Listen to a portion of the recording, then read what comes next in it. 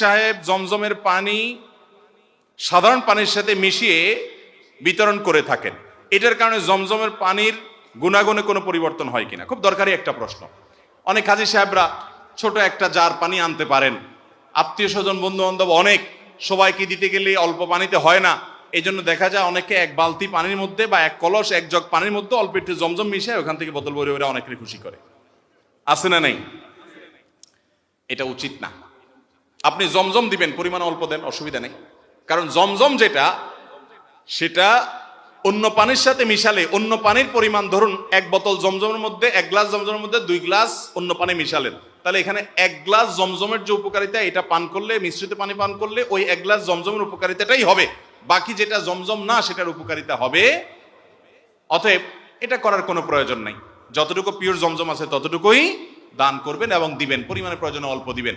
মানুষকে বেহুদা খুশি করার দরকার নাই। আল্লাহ তাআলা আমাদেরকে আমল করার তৌফিক দান করুন। ভাইরা আমার, রাত অনেক হয়েছে, আমরা আর প্রশ্ন উত্তরে যাচ্ছি না।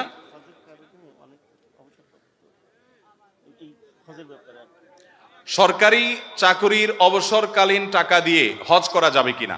অবসরকালীন টাকাটার মালিক কি সরকার না যে চাকরি করে সে? তাহলে যে আপনার টাকা হয়, তো আপনি এটা দিয়ে হজ করতে কোনো অসুবিধা?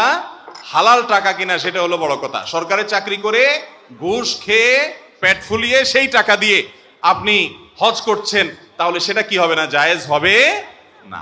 হালাল টাকা যদি হয়, অবসরের টাকা নিয়ে আপনি পেনশনের টাকা নিয়ে চাকরি করতে পারবেন, কোনো অসুবিধা নাই। জাযাকুমুল্লাহ খাইর। এই ক্যামেরাম্যান বসো বসো বসো, কাজ শেষ হয় না এখনো।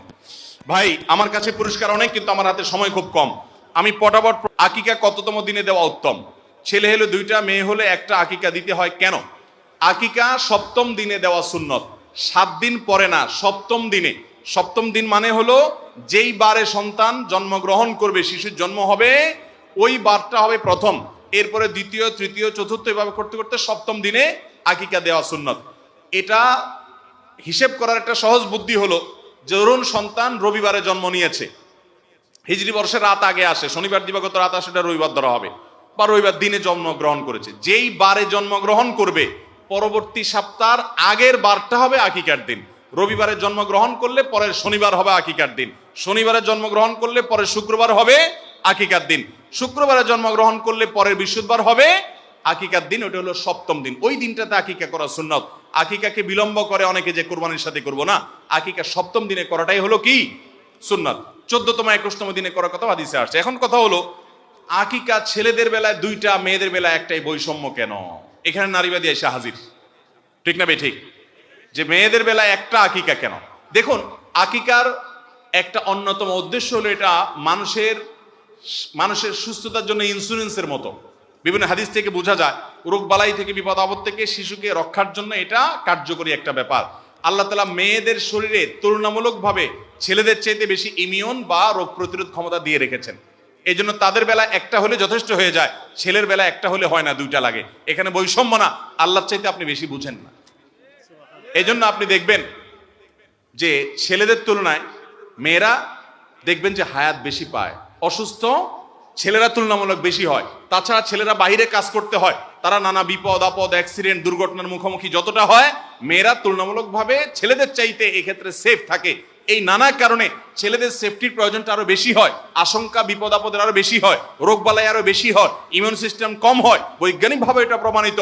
এইসব নানা কারণে ছেলেদের জন্য 2টা আর মেয়েদের জন্য 1টা। এখানে বৈষম্য না। যারা আল্লাহর বিধানের পরে ঈমান রাখে, তাদের কাছে কোনো যুক্তি লাগে না, তারা আল্লাহ এবং বড় বোনের স্বামীর সাথে ছোট বোন পালিয়ে গিয়ে বিয়ে করেছে, 2 বোনকে একত্রে সংসার করতে পারবে?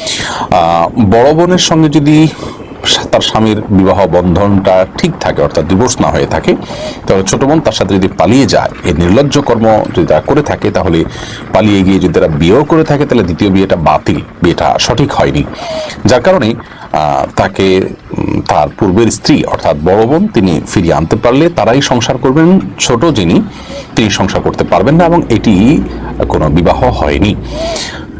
এর কারণ হলো, আল্লাহ রাব্বুল আলামিন কোরআন কারীমের সূরা নিসার 23 নম্বর আয়াতে যে সমস্ত নারীদের বিবাহ করা নিষিদ্ধ, তাদের বর্ণনা দিতে গিয়ে বলেছেন ওয়ান তাজমাউ বাইনাল উখতায়াইন, আর 2 বোনকে একত্র করা স্ত্রী হিসাবে এটিও নিষিদ্ধ, এটিও হারাম।